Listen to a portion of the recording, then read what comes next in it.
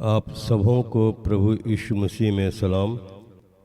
मैं एक छोटा संदेश बाइबल से रखना चाहता हूँ जिसका शीर्षक है यीशु लिखने लगा। हम जानते हैं यूहन्ना 8 अध्याय में एक व्यभिचारिणी स्त्री का यहाँ पर वर्णन है। 8 अध्याय का 1 से 11 पद के बीच। परंतु यीशु जैतून के पहाड़ पर गया। भोर को वह फिर मंदिर में आया।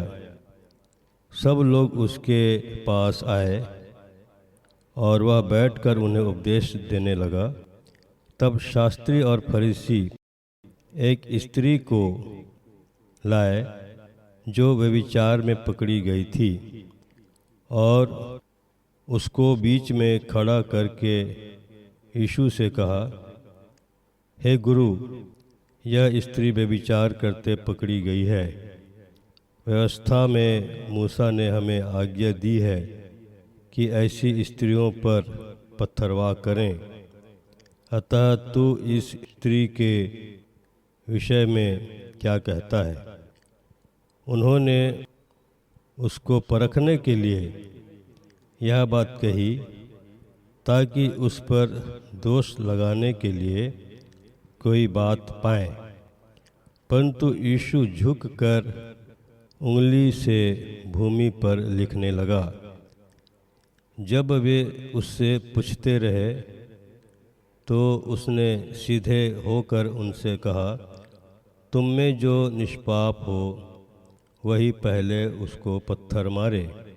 और फिर झुककर भूमि पर उंगली से लिखने लगा। परंतु वे यह सुनकर बड़ों से लेकर छोटों तक एक एक करके निकल गए और यीशु अकेला रह गया और स्त्री वहीं बीच में खड़ी रह गई। यीशु ने सीधे होकर उससे कहा, हे नारी, वे कहाँ गए? क्या किसी ने तुझ पर दंड की आज्ञा न दी? उसने कहा, हे प्रभु, किसी ने नहीं। यीशु ने कहा, मैं भी तुझ पर दंड की आज्ञा नहीं देता। जा और फिर पाप न करना। इस घटना में एक विशेष बात पर मैं मनन के रूप में रखना चाहता हूँ। वो है यीशु झुककर उंगली से भूमि पर लिखने लगा। और जब यीशु ने उनसे कहा कि तुझमें जो निष्पाप है वही पहले उसको पत्थर मारे, और फिर झुककर भूमि पर उंगली से लिखने लगा। 2 बार यीशु भूमि पर अपने उंगली से लिखने लगा। यहाँ पर नहीं लिखा है कि यीशु मसीह ने क्या लिखा। इस पर हम थोड़ा मनन करेंगे। हम इस बात को जानते हैं कि यीशु स्वयं परमेश्वर का पुत्र था और वह स्वयं वचन था।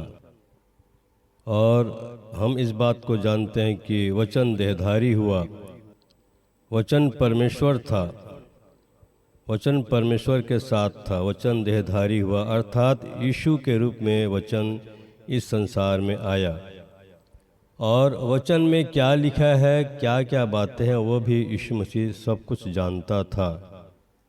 यहाँ पर हम एक बात हम देखना चाहते हैं, वो ये है कि परमेश्वर भी लिखता है। परमेश्वर भी लिखता है क्योंकि वो स्वयं वचन है।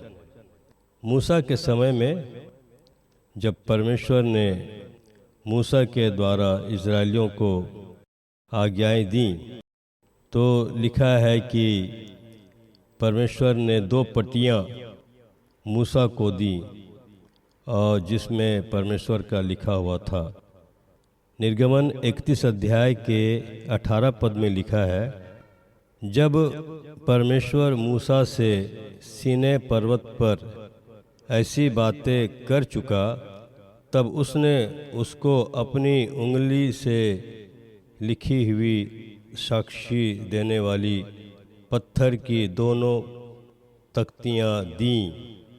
परमेश्वर के खुद लिखी हुई 2 तख्तियाँ परमेश्वर ने मूसा को दी। और निर्गमन 34 अध्याय के 28 पद में लिखा है, मूसा वहाँ यहोवा के संग 40 दिन और रात रहा, और तब तक न तो उसने रोटी खाई और न पानी पिया। और उसने उन तख्तियों पर वाचा के वचन अर्थात 10 आज्ञाएं लिख दीं। यहाँ पर हम इस बात को देखते हैं कि परमेश्वर ने मूसा को जो 2 तख्तियाँ दी थीं, 10 आज्ञाएं थीं। और हम जानते हैं कि 10 आज्ञाएं क्या क्या हैं। और ये जो 10 आज्ञाएं जो हैं मनुष्यों के लिए, इजरायलियों के लिए परमेश्वर का एक नियम है, वो आज्ञाएं हैं। परमेश्वर ने अपनी उंगलियों से उन आज्ञाओं को उसने लिखी थी। एक जगह और वर्णन हम पाते हैं जो पाया जाता है दानियल 5 अध्याय का 24 पद से 28 पद तक। यहाँ पर राजा बेलशस्सर के बारे में लिखा हुआ है, जो नबूकदनेस्सर राजा का बेटा था। और उसने यरूशलेम के मंदिर के पात्रों को मंगवा करके अपने रानियों रखेलियों के साथ देवी देवताओं की उपासना कर रहा था और दाख मधु पी रहा था। उसी समय दीवार पर कुछ उंगलियां दिखाई दी उसको, और उसमें कुछ लिखा हुआ था जिसे वो नहीं समझ सका, क्योंकि वो किसी और भाषा में लिखा हुआ था। उसने अपने पंडितों को, ज्योतिषियों को, कसदी और भी जो ज्ञानी पुरुष थे उनको बुलवा करके पूछा कि कोई उसे पढ़ करके बताए, परंतु किसी ने नहीं बताया। तब उसकी रानी ने कहा, हे राजा, तेरे राज्य में एक व्यक्ति है जो ये सब बता सकता है। और दानियल को बुलाया जाता है।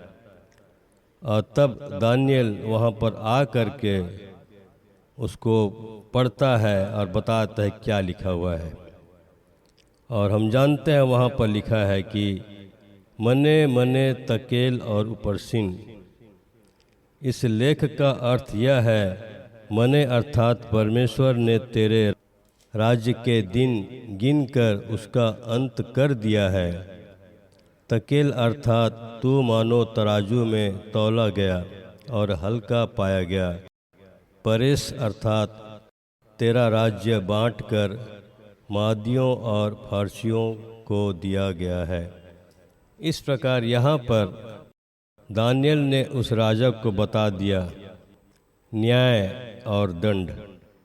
यहाँ पर हम देखते हैं कि परमेश्वर जब उंगली में लिख रहा है, राजा बेलशस्सर के सामने उंगलियों के द्वारा लिख करके उसका न्याय लिख रहा है। जजमेंट, फाइनल जजमेंट जिसको हम बोलते हैं, जजमेंट एंड ऑर्डर, मतलब कि न्याय भी है और उसके साथ साथ उसके दंड क्या होने वाला है। तो इस प्रकार से परमेश्वर अपनी उंगलियों से लिखता है। तो ये जो 2 बातें जो मैंने यहाँ पर मनन के लिए रखा है, वो ये है कि पहली बात कि परमेश्वर निर्गमन की पुस्तक के अनुसार से आज्ञाएं देता है। आज्ञाएं, परमेश्वर अपनी आज्ञाओं को, नियम को बताता है वचन के द्वारा। व्यवस्था की बातें, वाचा की बातें, चितौनियाँ, इन सब बातों को परमेश्वर अपने वचन के द्वारा हमें बताता है। और दूसरी घटना जो दानियल में हमने देखा, उसका मतलब ये है कि अब वहाँ पर आज्ञा या नियम बताने की बात नहीं है, वहाँ पर सीधा न्याय और दंड, न्याय और दंड। इस प्रकार से हम देखते हैं कि यहाँ पर 2 घटनाएं हैं परमेश्वर के द्वारा लिखी हुई बातें। मूसा को जब परमेश्वर ने लिखी हुई जो पट्टियाँ दी थीं उसको मूसा ने तोड़ डाला। फिर परमेश्वर ने उसे कहा कि तू पट्टियाँ बना के ले आ और मैं उसमें फिर से लिख दूंगा। परमेश्वर ने लिख दिया। और दूसरी घटना जो हम देखते हैं दानियल की पुस्तक में कि वो न्याय और दंड के बारे में लिखता है। यहाँ पर यूहन्ना 8 अध्याय में उस व्यभिचारिणी स्त्री के बारे में हम वर्णन जो पाते हैं, वो घटना जो है यीशु मसीह वहाँ पर 2 बार भूमि पर लिखने लगा। उस व्यभिचारिणी स्त्री को उन्होंने पकड़ के लाया, परंतु जिन्होंने उसके साथ व्यभिचार किया था उन पुरुषों को नहीं लाए। यीशु जान गया कि यहीं पर ये गलत काम कर रहे हैं। चाहते तो उनको भी लेके आते, लेकिन वो उन पुरुषों को बचाना चाहते हैं, क्योंकि नियम के अनुसार से उन पुरुषों को भी पथरवा करके उनको मार डालना चाहिए। लेकिन यहाँ पर यीशु मसीह का न्याय हम देखते हैं। यीशु मसीह का न्याय ये है कि उसने उनसे कहा कि तुम में जो निष्पाप हो वही पहले उसको पत्थर मारे, क्योंकि यीशु मसीह जानता था कि यहाँ पर जितने भी लोग आए हैं वो धर्मी नहीं हैं। ये दोष लगाने वाले लोग हैं, पत्थरवाह करने वाले लोग हैं, दूसरों पर पत्थर मारने वाले लोग हैं, लेकिन वे अपने आप को वो नहीं जानते कि वे कैसे हैं। यहाँ पर हम इस बात को देखते हैं कि जब यीशु लिखने लगा, आज्ञा और नियम जो है वो निर्गमन की पुस्तक के अनुसार से हम देखते हैं कि परमेश्वर ने आज्ञाएं लिखी। 10 आज्ञाएं तो हम जानते ही हैं, लेकिन परमेश्वर ने दानियल की पुस्तक के अनुसार से न्याय और दंड भी उसने लिखा। तो यहाँ पर हम देखते हैं कि यदि जो पत्थरवाह करने आए थे वे मूसा के जो व्यवस्था की बातें उसको जानते थे, लेकिन सही नहीं जानते थे वे। यदि वे सही में जानते तो उन पुरुषों को भी लेके आते वो। लेकिन यीशु ने उनसे कहा, तुम में जो निष्पाप हो वही पहले उसको पत्थर मारे, क्योंकि उनके मन में, उनके जीवन में क्या क्या है, यीशु मसीह हर एक के जीवन के बारे में जानता था। और वो जब एक एक करके आते गए पत्थर मारने के लिए, यीशु उनके जीवन में जो जो पाप है उन पाप के बारे में यीशु स्वयं उनको लिख करके बता देता था। वो समझ गए कि ये हमारे बारे में सब जानता है ये यीशु, और जो खुद दोषी है वे दूसरे पर क्या दोष लगाने के लिए क्यों आया यहाँ पर। जो स्वयं दोषी है वो क्यों उस स्त्री को पथरवाह करे। और जितने भी लोग आए थे सबके पाप प्रकट हो गए। जितने भी आए थे हर एक जन के पापों को यीशु ने प्रकट कर दिया, इसलिए वो भूमि पर लिखने लगा। जितने भी लोग उस स्त्री को पथरवाह करने आए थे उनके मन की बात, उनके जीवन की बातों को यीशु जानता था, और उनके जीवन की हर बातों को, उनके पापों को यीशु ने प्रकट कर दिया। इसलिए वे सब एक एक करके सब वापस चले गए और किसी ने उसे पथरवाह नहीं किया। और यीशु ने उस स्त्री से कहा, हे नारी, वे कहाँ गए? क्या किसी ने तुझ पर दंड की आज्ञा नहीं दी? उसने कहा, हे प्रभु, किसी ने नहीं। यीशु ने कहा, मैं भी तुझ पर दंड की आज्ञा नहीं देता, जा और फिर पाप न करना। यीशु वहाँ पर उस स्त्री को भी उसने दंड नहीं दिया। बाइबल में ये भी लिखा है कि परमेश्वर ने यीशु को न्याय करने का अधिकार दिया है। यहाँ पर एक ऐसा अद्भुत न्याय कि जो पथरवाह करने आए थे वे सब दोषी ठहरे। जो न्याय की बात करने आए थे उस स्त्री को पथरवा करने आए थे, उस पर दोष लगा रहे थे, यीशु ने उन्हीं को दोषी ठहरा दिया कि तुम खुद दोषी हो और तुम दूसरे पर दोष क्या लगाते हो। आज वही परमेश्वर आज हमें भी सिखाना चाहता है। इस घटना के द्वारा से हम इस बात को सीखते हैं कि जब हम स्वयं पापी हैं, हम सब स्वयं दोषी हैं, हम दूसरों के पाप को हम देखते हैं और न्याय करने की कोशिश करते हैं, लेकिन परमेश्वर जो है वो हमारे मन की बात को जानता है। हमारे मन के हर एक पाप अधर्म को परमेश्वर जानता है, यीशु जानता है। यीशु भूमि पर लिखने लगा, लिखा है, यीशु अपने उंगली से भूमि पर लिखने लगा। और हम जो मनुष्य हैं, वचन में लिखा है कि मनुष्य मिट्टी है, मैं और आप तो मिट्टी हैं। हमारे हृदय में परमेश्वर जो है अपने वचन को लिखता है।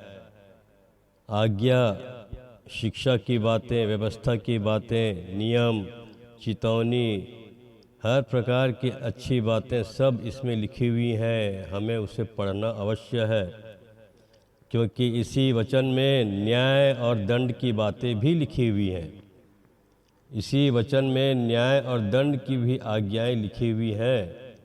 इसलिए हमें सावधान रहना है कि कहीं ऐसा न हो कि हम दोषी ठहरें और उस अनंत आग की झील में डालने के योग्य ठहरें।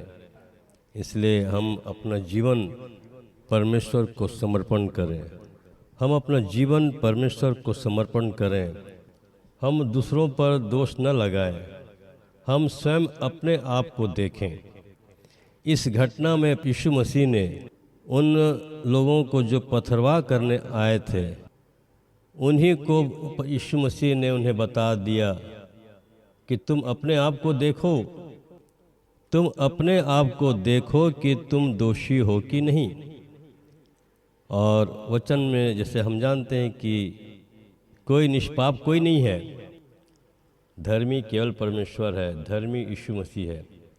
लेकिन यदि हम परमेश्वर की इच्छा के अनुसार से चलते हैं तो यीशु मसीह के लोहू के द्वारा हम भी धर्मी ठहराए जाते हैं। लेकिन हम सावधान रहें, हम अपने आप को ऐसा धर्मी न समझें कि हम दूसरों पर दोष लगाने वाले बन जाएं। सबोपदेशक उसके 7 अध्याय के 16 पद में लिखा हुआ है, अपने को बहुत धर्मी न बना और न अपने को अधिक बुद्धिमान बना, तू क्यों अपने ही नाश का कारण हो। कई लोग अपने अपने मन में सोचते हैं कि हम बहुत धर्मी हैं, वचन का ज्ञान है, या अच्छा प्रार्थना करते हैं, या स्तुति आराधना करते हैं, वर्शिप करते हैं, या और बहुत सारे अच्छी बातें हो सकती हैं। कभी कभी हमारे अंदर एक घमंड भी आता है कि हम धर्मी हैं, और तब हम दूसरों को कुछ तुच्छ समझते हैं या दूसरों को हम अपने से नीचे समझते हैं। ये भी हमारे लिए हानिकारक है। हम अपने आप को धर्मी नहीं ठहरा सकते, हमको धर्मी ठहराने वाला परमेश्वर है, और हम दूसरों पर दोष नहीं लगा सकते। और इस घटना के अनुसार जो हमने देखा यूहन्ना 8 अध्याय के अनुसार से, हम अपने आप को जांचें, हम अपने आप को जांचें कि हम कहाँ पर हैं, हमारा जीवन कैसा है, परमेश्वर हमारे जीवन में है कि नहीं। हम अपने आप को जांचें कि परमेश्वर का वचन मेरे अंदर है कि नहीं। हम अपने आप को जांचें कि परमेश्वर का आत्मा, पवित्र आत्मा हमारे अंदर है कि नहीं। इन सब बातों में परमेश्वर हमें आशीष दे। आप सबों को सलाम सलाम।